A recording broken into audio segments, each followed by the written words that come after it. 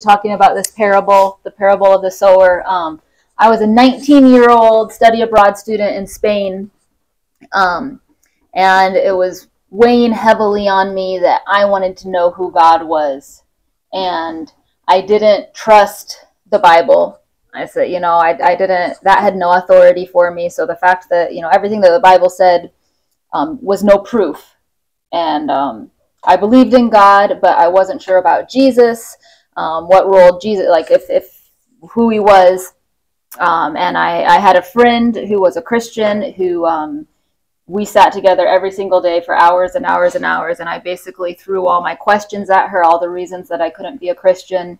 And she thoughtfully would answer them. And so it was one night, we were in a little tea house, and I was always an activist. I wanted to change the world.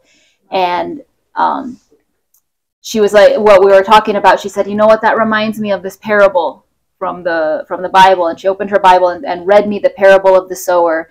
And as she was reading it to me, the scales fell off my eyes, and I had a spiritual experience that I knew that this was God talking to me, and I knew that Jesus was God, and I knew that the Bible was the way that God used to communicate with us.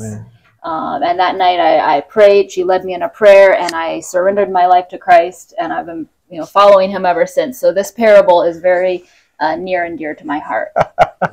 Thank you, Lord Jesus Christ. So